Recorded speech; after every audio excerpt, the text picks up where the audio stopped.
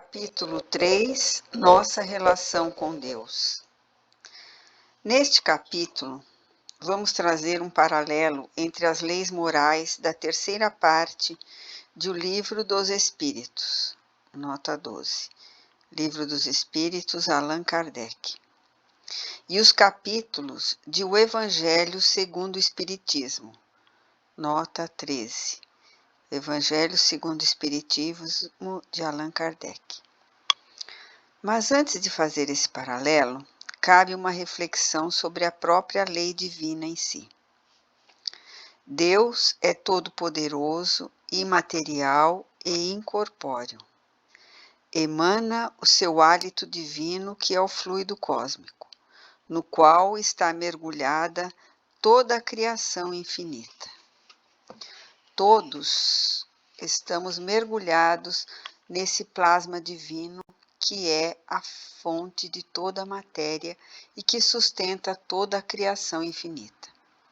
Portanto, Deus pode mudar, renovar tudo a qualquer momento.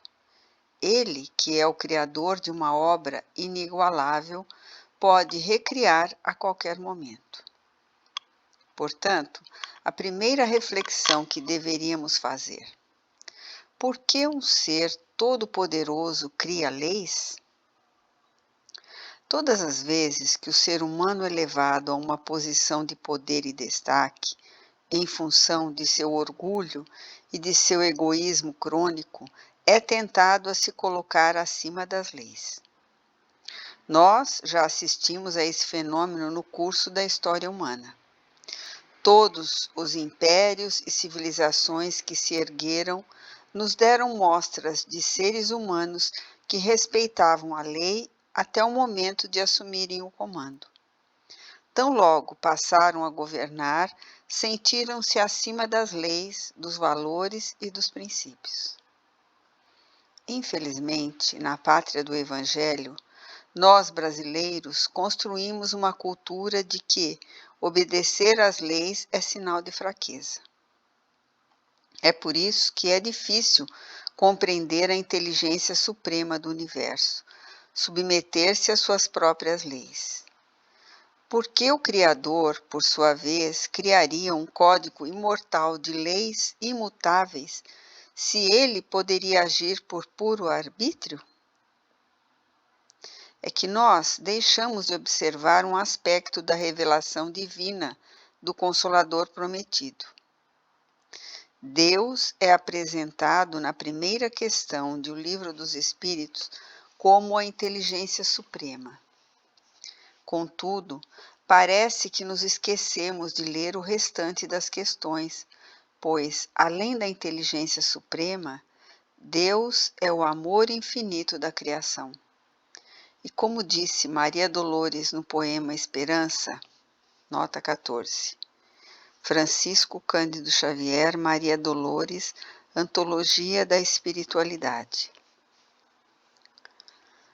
Além, muito além, no coração das alturas. André Luiz retrata em sua série de livros esse aspecto quando apresenta aquelas almas que já edificaram o amor genuíno, abnegado e puro. Ele registra o ensino dos benfeitores dizendo: os que amam governam a vida. Nota explicativa 15, Francisco Cândido Xavier, André Luiz, Ação e Reação. As criaturas que edificaram o amor são as convidadas a governarem a vida. Humberto de Campos, no livro Boa Nova, 16, nota explicativa. Francisco Cândido Xavier, Humberto de Campos, Boa Nova. Narra: é por essa razão que, naquela noite, após ter atendido uma imensa fila de sofredores que buscavam um carinho de mãe, porque há coisas que apenas uma mãe é capaz de entender e há coisas que somente uma mãe é capaz de conceder, Maria de Nazaré notou que o último deles era peregrino, que, embora apresentasse vestes desgastadas e aparência peculiar dos peregrinos, de seus olhos emanava certo brilho, que, sem que ele pudesse explicar, despertava-lhe profunda saudade de seu amado filho.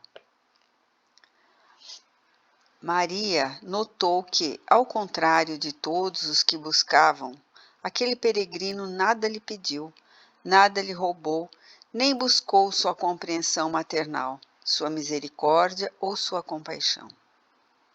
Ele apenas permaneceu em silêncio. E de um momento para o outro, ele se identificou da maneira como ele gostava de se identificar, deixando transparecer nas mãos a marca da crucificação. Maria, por sua vez, percebeu estar diante do seu filho, do governador espiritual do orbe. Era a imortalidade e a prova da vitória do espírito e da vitória do bem sobre o mal. Seu primeiro impulso humano foi o de se ajoelhar. No entanto, Jesus interrompeu seu gesto, ajoelhando-se perante a mãe. E o governador espiritual do planeta, postado aos pés de sua mãe, disse: Mãe, é da vontade do meu Pai que no meu reino de amor e de justiça tu sejas a rainha. O que significa que na governança espiritual do planeta está a mãe de Jesus. Há uma mãe governando tudo isso, porque os que amam governam a vida. E por amor, por ser um infinito amor da criação, Deus estabeleceu leis divinas. Então, não pense em leis divinas como algo que foi criado para massacrá-lo ou tolhê-lo. As leis divinas são manifestação do amor de Deus, porque o amor verdadeiro possui ordem. O verdadeiro amor é disciplinado, é paciente, tudo sofre, tudo espera, tudo faz. Nós não podemos ainda ver e compreender Deus, dizem os Espíritos. Podemos apenas senti-lo e adivinhar o que seja o Criador, porque nos falta um sentido. Entretanto, há na natureza elementos que retratam o Criador. As leis naturais, a lei divina ou natural. Pela lei divina, nós temos acesso ao caráter do próprio Deus. Ao criar suas leis, ele, autor, deixou sua marca. A marca do que ele pensa, a marca do que ele sente, a marca do que ele deseja para a sua criação. Observe que se trata de uma perspectiva totalmente diferente, porque temos a sensação de que, às vezes, o espírita, ao se debruçar sobre as leis morais, parece alguém estudando o código de trânsito. Você lê com aquela má vontade, querendo que fosse diferente. Poxa vida, para que lei de causa e efeito? Seria tão bom fazer as coisas e não ter consequência nenhuma. Nós não estudamos a lei divina como alguém que estuda o quadro de Monet em busca do próprio Monet. Ou alguém que lê Shakespeare em busca do estilo do próprio Shakespeare, porque Deus está retratado em sua obra. E ao examinar a terceira parte do Livro dos Espíritos, nós podemos, sem criar sistemas ou teorias rígidas, didaticamente, dividir as leis divinas em 3 grupos. As leis que dizem respeito à nossa relação com o próprio Deus. As leis que regem o nosso contato, a nossa comunhão com o nosso Criador. O outro conjunto consiste nas leis que dizem respeito a mim, comigo mesmo. E, por fim, as leis que regem as interações entre os filhos de Deus. A nossa comunhão com o Criador. Pois bem, dentre as leis que dizem respeito à nossa relação com Deus, eu penso em 2, a lei divina ou natural e a lei de adoração. Kardec desenvolveu essas 2 leis que constam em O Evangelho segundo o Espiritismo. Primeiramente no capítulo 1. Não vim destruir a lei. No capítulo 2, meu reino não é deste mundo. No capítulo 3, há muitas moradas na casa de meu Pai. No 11, não se pode servir a Deus e a Mamon. No 19, a fé transporta montanhas. No 27, pedi e obtereis. E por fim, no capítulo 28, que consiste em uma coletânea de preces espíritas. E você diria, lei divina natural? Por quê? Quer entender Deus?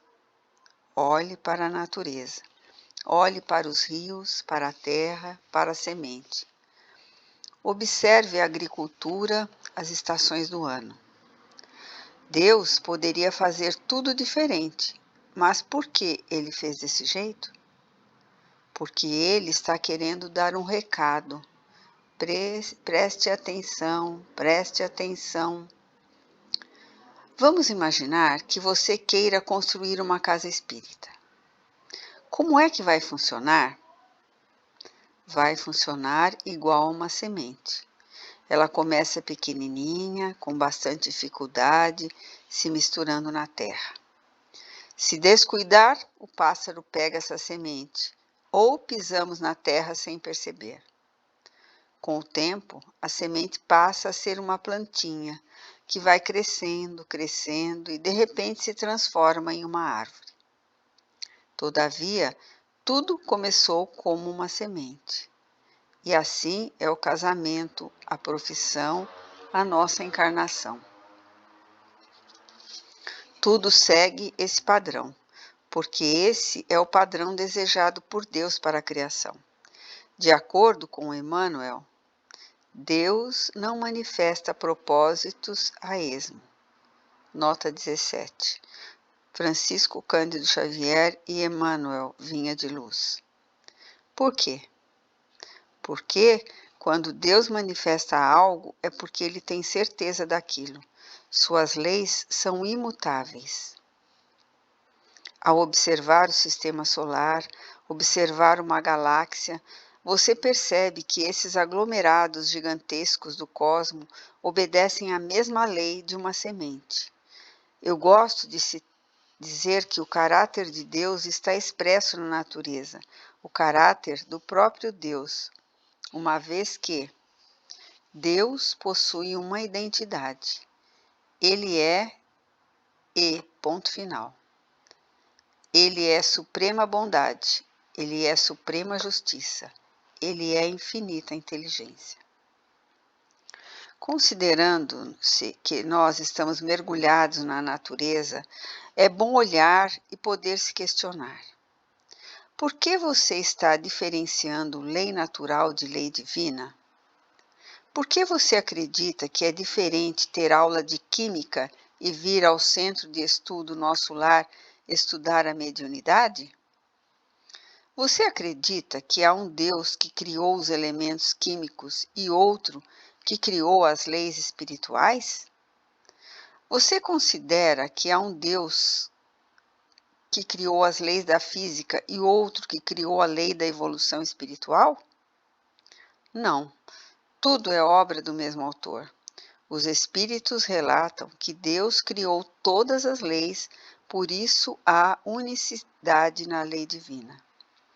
E complementam, ainda os espíritos, asseverando que o sábio estuda as leis da natureza e o homem de bem estuda as leis do espírito, mas elas são uma só. Consequência disso? A lei de adoração. Por que lei de adoração? Como se manifesta a lei de adoração? Seria quando esses cantores maravilhosos cantam aleluia, louvando o Criador na sua majestade e imponência? Ou quando você chega de joelhos na casa espírita pedindo ajuda? Ou quando volta para agradecer a graça recebida? Será que a lei de adoração é apenas isso? A lei de adoração atua no nosso psiquismo e é simples. você se torna tudo aquilo que você adora. Na época em que atuava como juiz da infância e da adolescência e me deparava com um adolescente infrator, eu olhava para ele e sabia de antemão que se tratava de usuário de crack, porque a pessoa traz as marcas do crack no corpo. Você se torna aquilo que você adora. Por quê? Porque onde estiver o seu tesouro, lá estará o seu coração, que gravita em torno do que você ama, adora, admira. É por isso que um alcoólatra retrata nele o álcool, o perverso, a perversidade. Então, seguindo esse raciocínio, se você adorar Deus, o que você se tornará? Divino. Vós sois deuses. Nota 18. Salmos 82, versículo 6. Ao adorar a Deus, você passa a retratar os atributos da divindade. É por isso que as pessoas disputavam a sombra de Simão Pedro, porque a sombra de Simão Pedro curava. E pela mesma razão é que as pessoas se aproximavam de Francisco Cândido Xavier.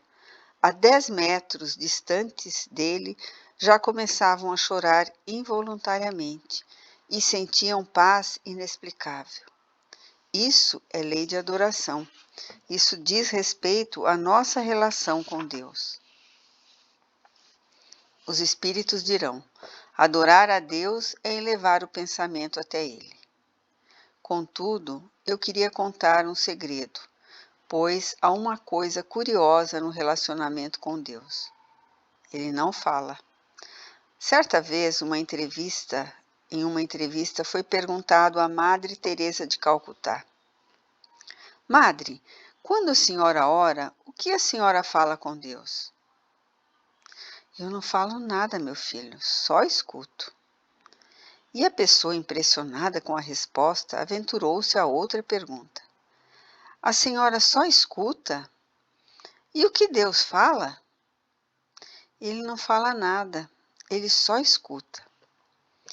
Para entendermos as palavras de Madre Teresa de Calcutá, vamos fazer uma comparação. Imagine o pai ou a mãe ao contemplar o filhinho ou a filhinha dormindo. Precisa dizer mais alguma coisa? Isto é, a diferença entre a palavra e presença. Deus é presença, não é palavra. Eu vou relatar 2 experiências. Certa ocasião, eu precisei fazer uma cirurgia de joelho. Vestido em uma camisola em uma sala fria, eu aguardava a visita da anestesista. E eu tremia. Acho que era o frio. Nesse momento, uma pessoa chegou e disse: Você tem medo de anestesia? Só quando a agulha entra. Não, não precisa ter medo, tranquilizou a doutora. Eu senti algo entrando pela coluna. Em seguida, ela se retirou e eu fiquei ali sozinho na sala cirúrgica. Foi então que eu pensei: eu vou desencarnar.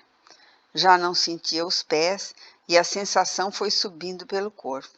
E nesse instante você pensa: estou indo. E continuava a tremer e a sentir aquele medo horroroso. Após certo tempo, chegou uma senhora enfermeira. Você está com medo? Eu estava com medo antes, mas nesse percurso até aqui já virou pavor. Você está com frio? Muito. Ela pegou um cobertor e me cobriu, dizendo: Não tenha medo, eu lhe prometo que vou ficar o tempo todo do seu lado. Eu parei de tremer, criei coragem. Ela repetiu: Eu vou ficar. Presença. Logo depois adentrou a médica anestesista e disse que eu iria dormir. E eu fui tranquilo. Eu não escutei, não enxerguei, mas eu confiei na presença. Deus é presença. E quando eu voltei e abri os olhos na sala de cirurgia, lá estava ela ao meu lado e disse: Eu não falei que eu ficaria do seu lado? O tempo passou e a segunda história se refere a uma experiência traumática, a mais desafiadora que eu passei na vida. E no momento em que eu entrei em casa e desabei aquele problema, eu estava sozinho. Eu não sou médium ostensivo, mas eu podia ver e sentir todos os espíritos e eles estavam em silêncio, no mais profundo silêncio, porque o assunto era grave.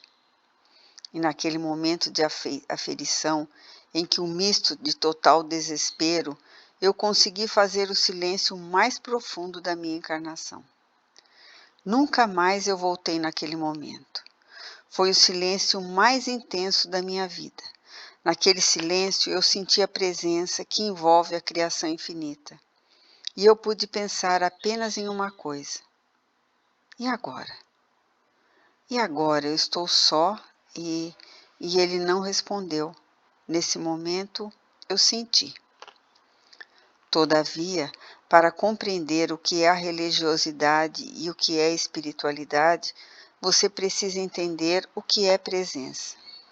Deus é a presença absoluta e Ele é sutil. Isso é lei de adoração. Eu espero que de agora em diante, quando você fizer sua prece, não trate Deus tal qual um funcionário público. Senhor Deus, estamos aqui neste momento solene, estou redigindo a ata para te pedir. Deus é o único que sempre estará com você. Todos passam em sua vida. Não estou dizendo que vão embora, mas passam. Somente Ele estará conosco o tempo todo. E é esta a relação com Deus. Contudo, nós ainda não aprendemos a desenvolver intimidade com o nosso Criador. Mas, como a nossa intimidade cresce, como é que criamos mais intimidade com Deus? Purificando e iluminando nossa alma. Façamos uma comparação. Pegue o seu telefone celular, jogue lama na tela e depois tente ler o WhatsApp. Não vai ler, porque a tela precisa estar limpa. Do mesmo modo ocorre com a nossa tela, a mente e o coração. Acaso o coração esteja repleto de rancor, mágoa, inveja, despeito, ódio, vai sentir a presença? As leis que dizem respeito a mim, comigo mesmo. Essas leis estão na terceira parte do Livro dos Espíritos.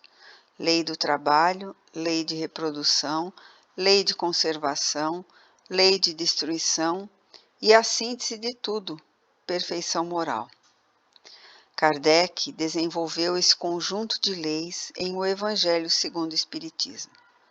No capítulo 4, ninguém poderá ver o reino de Deus se não nascer de novo. No capítulo 5, bem-aventurados os aflitos.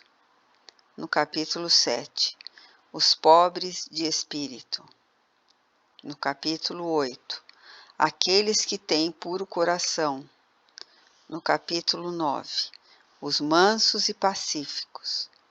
No capítulo 10, bem-aventurados os misericordiosos.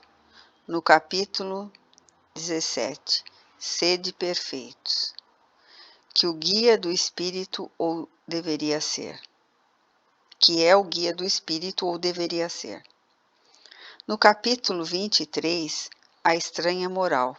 E no capítulo 25, buscai e achareis.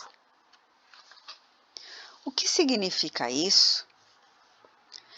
Nas leis divinas relativas a nós mesmos, somos responsáveis pelo próprio aperfeiçoamento moral. O dia que entendermos essa lição, faremos um compromisso com a excelência. Tudo o que fizermos será excelente. É um compromisso. Seremos iguais aos espíritos puros, que não fazem nada mais ou menos.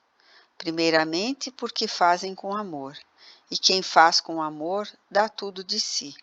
Essa é a diferença. Em segundo lugar, o compromisso com a excelência. Vamos tomar, por exemplo, um beija-flor.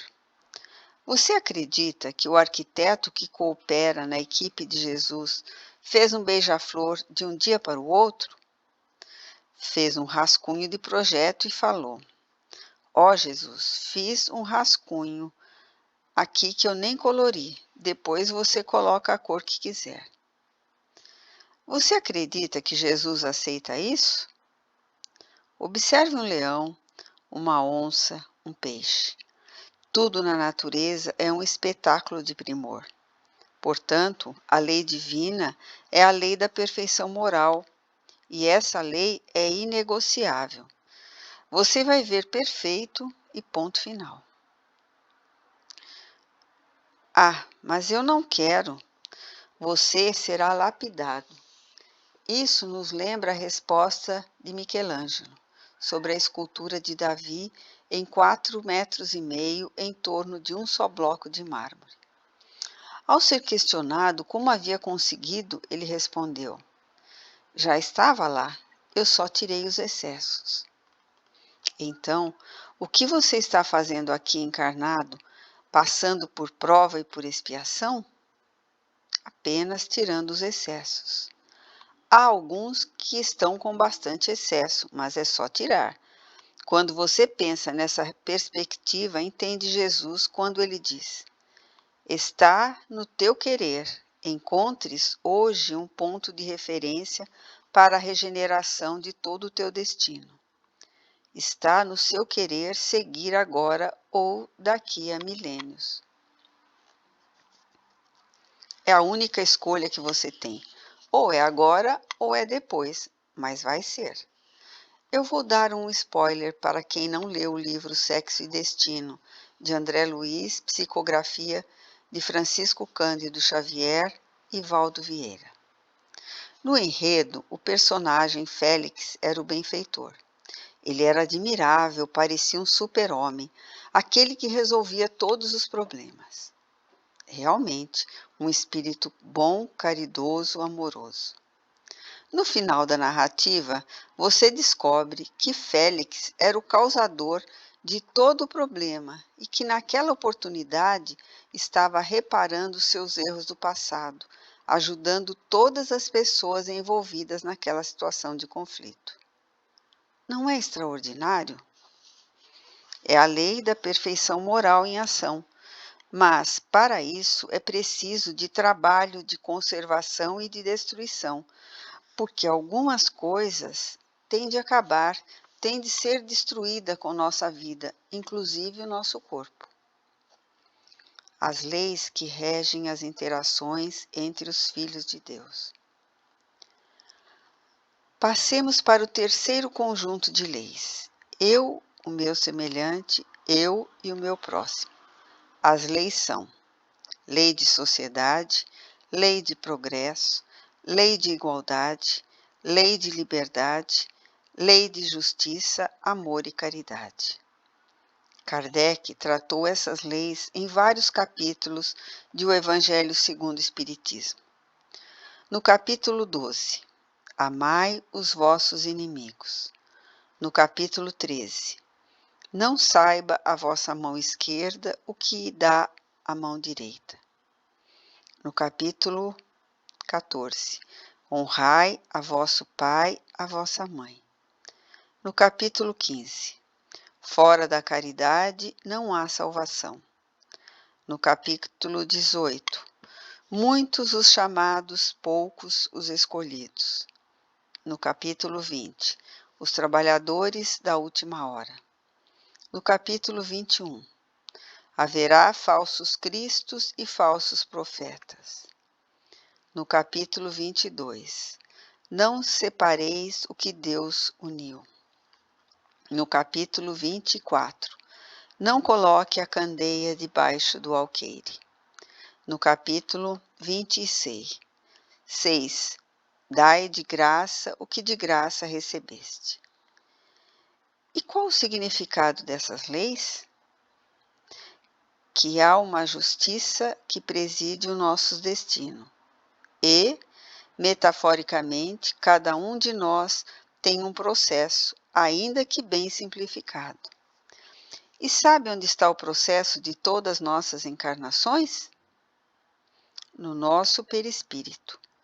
E o mais interessante é que, quando desencarnamos, ele se torna visível para todo mundo.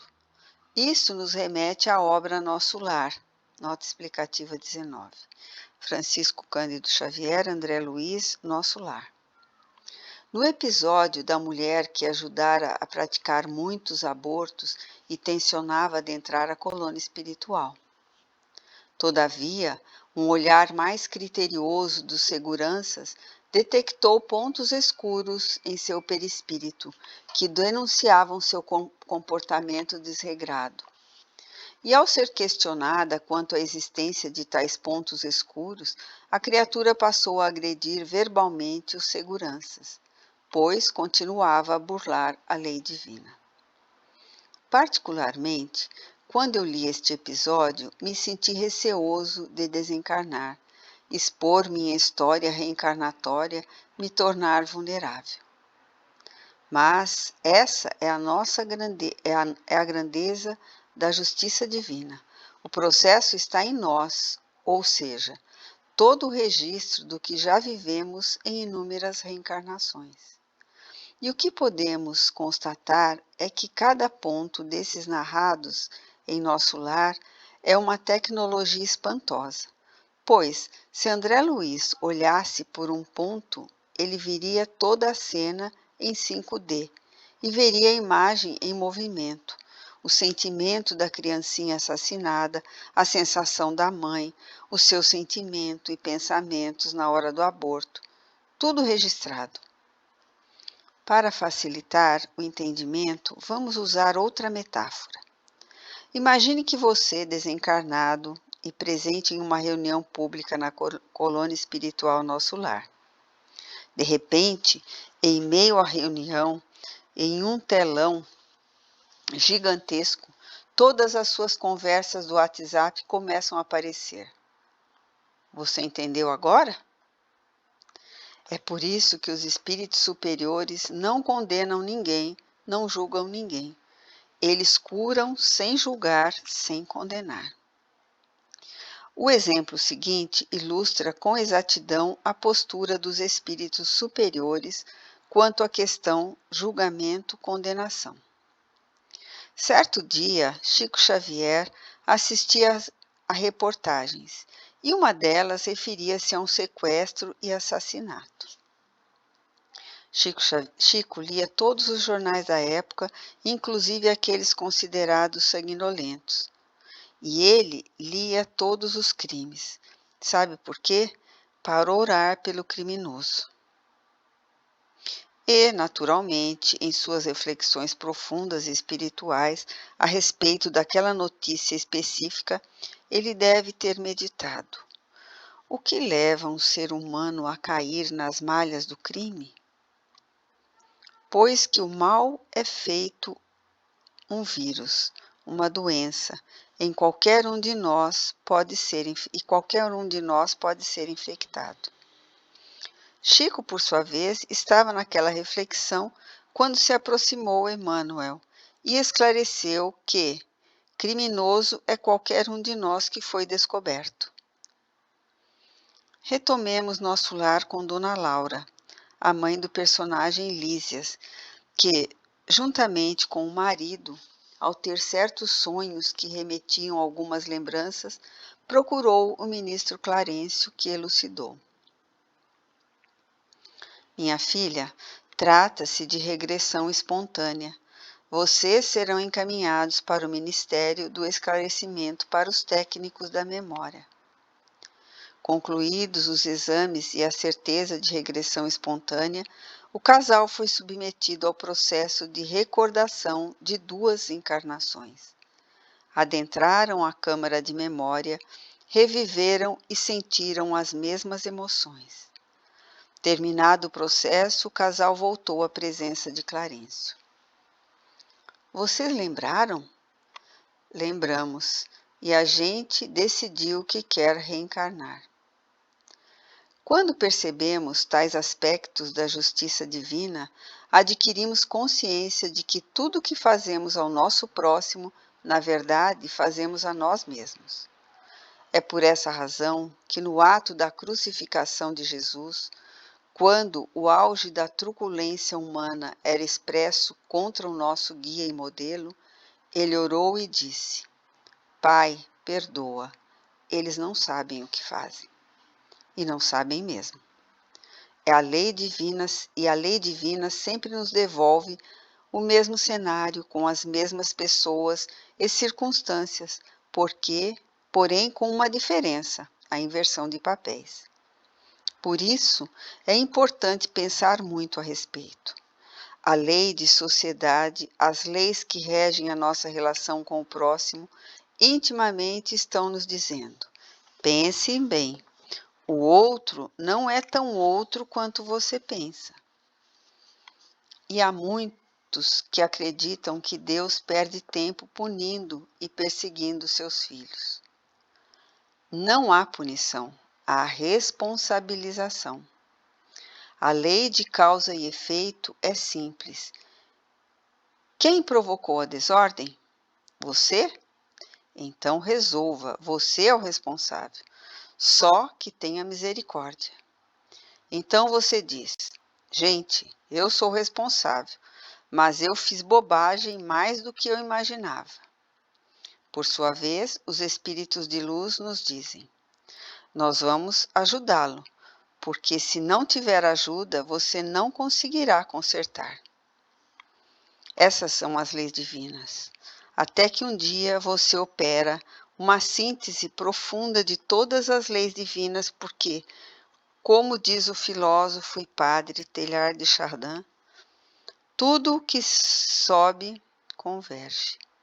Tudo que está subindo está convergindo na altura, tudo está unificado. E todas as leis divinas se unificam no amor. Por quê? Não há necessidade de lei para ensinar quem ama a não prejudicar. Porque quem ama, ama. Se você faz seu trabalho com o mais profundo amor, é o melhor que pode fazer hoje. Daqui a 500 anos, você poderá fazer melhor? Sim, mas hoje é o melhor. Portanto, se você ama, vai ter o melhor relacionamento, vai ser o melhor profissional, o melhor espírita, o melhor cidadão. Portanto, a grande força da vida é a força do amor. E diria Chico que se a lei divina vem para cobrar o débito do passado, e ao bater em sua porta o encontra trabalhando em favor do bem do próximo, determina essa mesma lei que ela volte atrás e aguarde, porque o amor cobre a multidão de erros.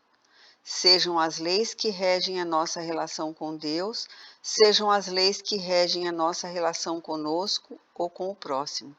Verdadeiramente, o que Deus faz a nós, seus filhos, é ensinar um pouco da identidade e do caráter dele próprio. E isso é profecia, está em Hebreus, capítulo 8, versículo 10. Porei minhas leis em sua mente, e as escreverei no seu coração, e eu serei o seu Deus, e eles serão o meu povo. O dia em que isso acontecer, nós sentiremos a presença de Deus como nunca antes, e será novo dia.